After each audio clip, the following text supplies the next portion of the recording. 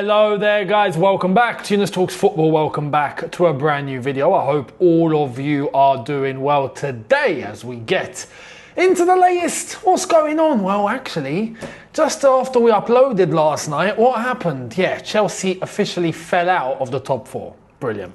Cheers for that, Newcastle, because Newcastle have now gone above us. You know what's funny? We were 11 points ahead of them at one point.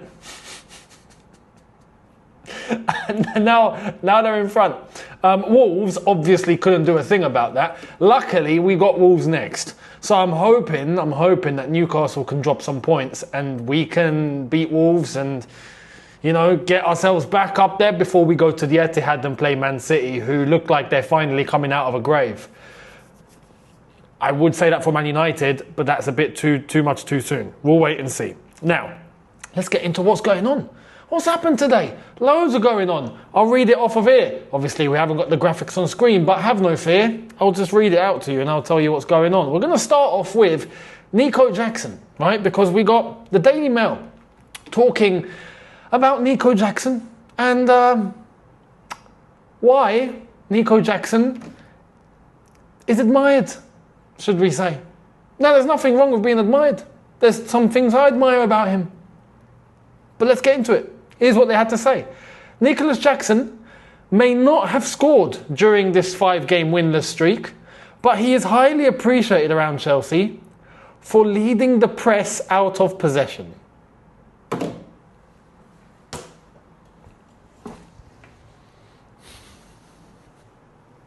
It's a wrap, ladies and gentlemen. My job here is done. It's done.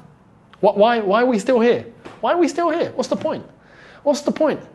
You know, we're living in a time, 2025, strikers are getting praised now and appreciated because they pressed out of possession. Wow, they led the press. Bloody hell. Who are we expecting to lead the press? The goalkeeper? Who's leading the press? The right back? Who's leading the press? The centre mid?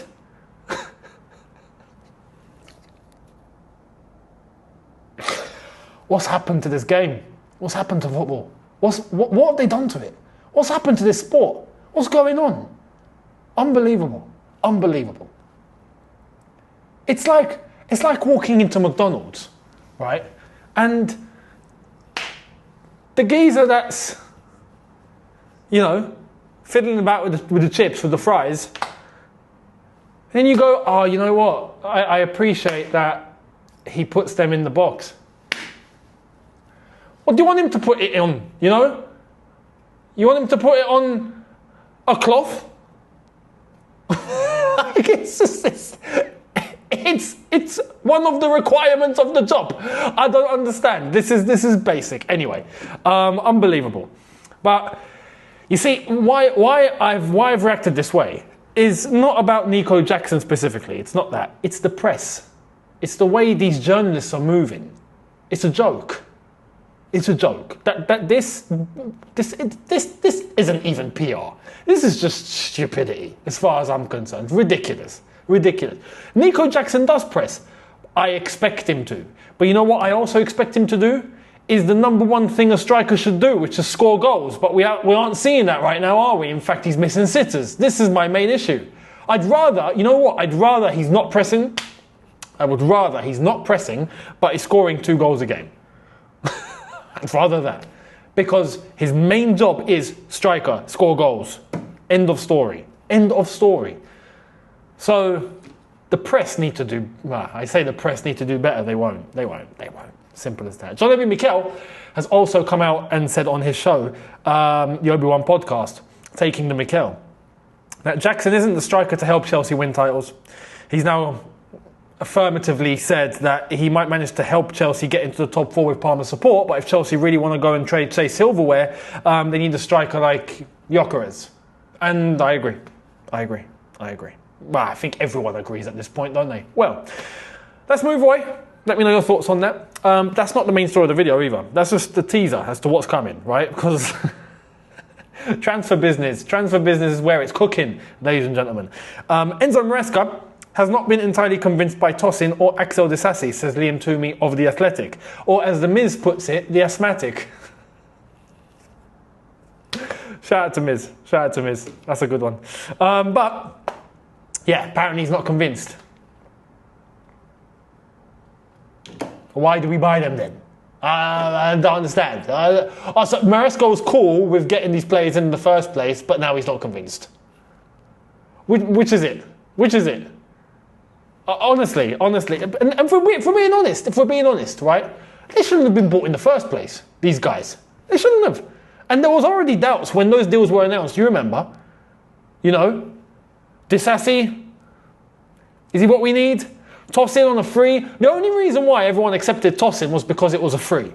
That is it. He did not cost a penny. And guess what? Brighton are now interested, which means Chelsea are just going to make a little quick buck, aren't they? That's it. So, that's the latest in regards to them. Now, talking about Disassi really quickly, Villarreal, according to L'Equipe, and Juventus have contacted Chelsea about a loan deal for Axel Disassi, which I can see happening. Personally, look, as far as I'm concerned, I'd sell him for a packet of crisps, because at least with a packet of crisps, I get some sort of value. But when it comes to a loan, no, I don't think anyone's going to pay money for Disassi right now. Let's be honest. No one. So this just makes sense. And the fact that we've recalled Chalobah, I think, is basically the writing on the wall for Axel Disassi. And I'm for it. I'm for it. Absolutely. So, that's that. Let me know your thoughts on that. Away at Arsenal, there was a rumour that apparently Arsenal are in talks with RB Leipzig for Benjamin Sesko. Right? Not too long after that, we started hearing that that's not the case. David Ornstein came out and said that Benjamin Sesko is not expected to move this window and Leipzig have no intention to sell. So it's either Arsenal did contact them or they haven't. They contacted them and they've been shut down, or they didn't bother and this is just out of nowhere, basically. So we'll wait and see. But Sesko, to be honest, I'll be real. Sesko, I'm not sold on. Personally, I'm not sold on. I know some people rate him. I'm not sold. I think he's the sort of player that might struggle in the Premier League. Another Werner. Now, not because he's come from the same club, but I'm just speaking generically. I think that he would, or generically, what the hell? What, RIP English. But I don't think he would be able to keep up with the speed of the game in England. I mean, he's quick, don't get me wrong, but in terms of on the ball and in terms of physicality, I think he'll struggle. But that's not to say that he's gonna flop. He might show up in England and absolutely kill it. You never know. Right, so we'll see. If he does, at the moment, I don't think he'll move though.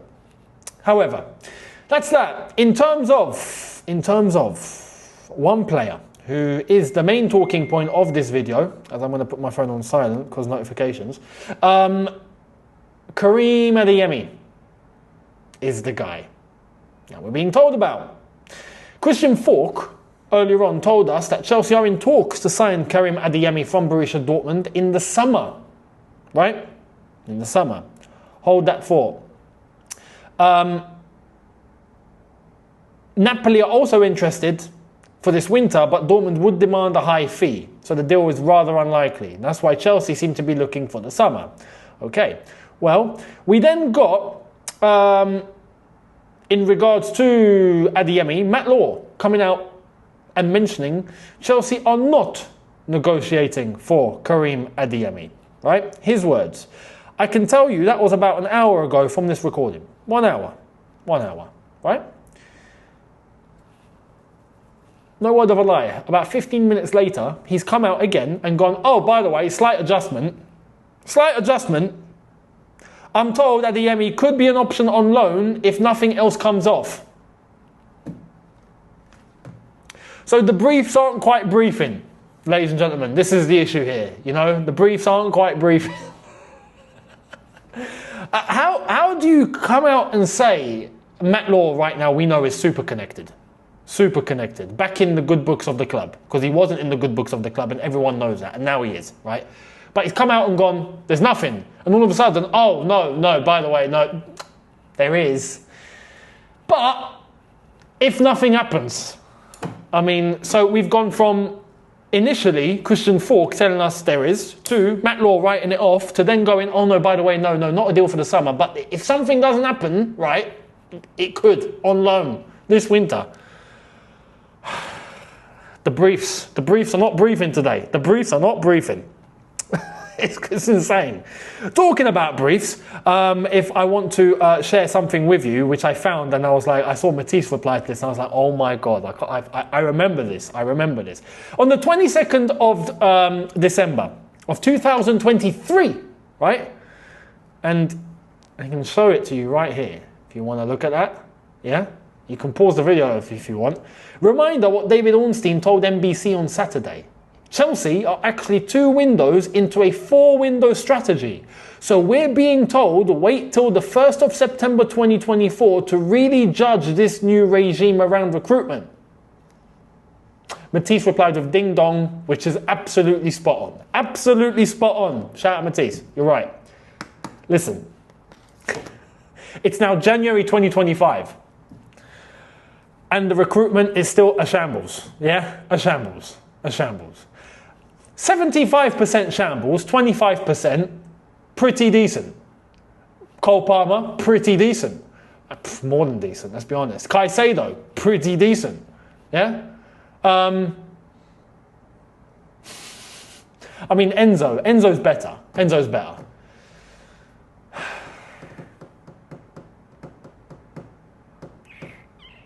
Anyone else? There's no one else that's really lighting it up, are they? Sancho I'll take. Sancho's a good one.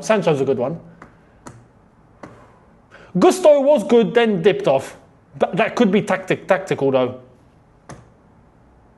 Cucurella's got back into his stride and he's playing actually really well. Everyone else is either not performing or they're always injured. So bad recruitment. And there's players that we've brought in and now we're flogging straight away. One of them is Renato Veiga. Renato Veiga we do have news on because that's come out as of the last half an hour or so, which is, as I tell you guys, Casadei is heading on his way out because Torino, right, are preparing a new bid and that will include an important sell-on clause as per Fabrizio Romano, so he's going to be out. So we got in Casadei for no reason. And now we're flogging him off. Actually, I say no reason. I'm talking footballing. On a footballing level, no reason. Absolutely no reason, right? But we might make a little bit of money. We might make 5 mil from this. Might. So that's happening. But not only Casadei's exit, Chelsea have been approached again by Borussia Dortmund in the last 24 hours for Renato Veiga. The 2 clubs are in contact to discuss the formula of the deal, as Veiga remains top of the list for Borussia Dortmund, right? And according to Patrick Berger of Sky Sports in Germany, Dortmund have submitted a loan offer for Renato Veiga. The proposal includes an option to buy and have agreed to pay a loan fee plus cover full salary. So you best believe he is out of here. Renato Veiga is gone. So, again, going back to recruitment. We got him 6 months ago. Barely. Yeah? Actually, 6 months ago. For what? What was the point of that then? We were being told that he was a Swiss Army knife. Do you remember? The whole Swiss Army knife PR. Chelsea are looking for Swiss Army knives, ladies and gentlemen. Sharpen those up. You know? Sharpen those up. Gordon Ramsay style. 6 months later, man, he's blunt as hell. All right, you're off on loan with an option to buy. We might, again, make a couple of million out of him. That's it. But what was the point? What was the point? There was no point. Now, my issue is, and I'll say this now because I think it's important, so then when we get to the time, we can analyse it immediately off the bat. If we get rid of these players, like Veiga, right? These players, like Casadei, like these players that, should we have got them in the first place? We get rid of them and we actually bring in quality heading into next season, right? If we make Champions League football, which right now is looking a little shaky, let's be honest. But if we do, are we going to upgrade and get actual top quality players in? Players that you know you can rely on and go, whoa, that's a good one. He's gonna boost the squad. No one could tell me Renato Veiga was gonna boost the squad, or if Casadei was gonna boost the squad, or Dewsbury Hall was gonna boost the squad, or Disasi was gonna boost the squad, or any of these guys were gonna boost the squad. Let's be honest, no. Caicedo was a signing you go, yeah, he's gonna boost the squad. Enzo is gonna boost the squad. Sancho, yeah, he might, especially considering Mudryk, yeah, you take Sancho. That's an upgrade. Yeah, that's going to boost the squad. Cole Palmer. Cole Palmer, people had good feelings about, little bit of doubt at the beginning, good feelings about overall, because it was a very good fee, and then he blew up. He just lit it up. He hasn't just upgraded the squad. He is the squad. He is the squad. Yeah, Cole Palmer FC. Players like that. Are we going to go for those sort of caliber players if we're heading into Champions League next year? If we make Champions League? That's what I'm waiting for. So I'm stating it now. So when we get to the end of the season and we see where we are, we can go from there. Because, let me tell you this summer coming up will tell us everything with confirmation as to what this club is actually intending to do. Because there's already people that have stated, Clearlake, Bowley, the directors, they want money. They don't want anything else, just money. They're like Tottenham. They just want money. They're not bothered about success. There's people that are going, no, you can't spend that much and not really be bothered about success. There is an intention there, but they're just maybe naive. They're just maybe stupid. And then there's other people going, no, just listen, it's part of the process. Trust the plan. It will shape together. But when? Everyone is in their own compartment. This summer coming up will explain everything as to where we finished in the Premier League, if we've made Champions League, and if we have, who are we going in for the summer window, considering the Club World Cup as well. That will tell us exactly if we are all about winning or if we're all about money. That will confirm everything for me and for everyone. Normally, everyone should understand it by that point. So we'll see.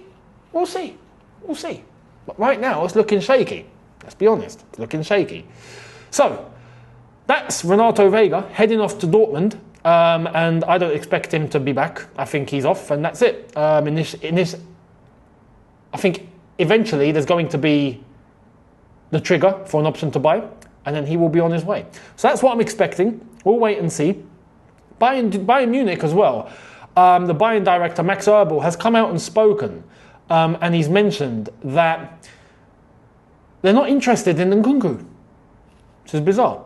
Saying, we've got no interest in doing anything in January. Nkunku rumours, we are extremely happy with our squad. Tell, you can see he is not playing with freedom. It is up to us to give him time to find his freedom again. We have a squad equipped in terms of quality and quantity. Right? He says, with Tell, we're extremely happy with our squad. So, that's what he told outlet Spox. I don't believe this. I think he's trying to bring the price down. Because Chelsea have valued Nkunku at, what is it, 70 million euros or something?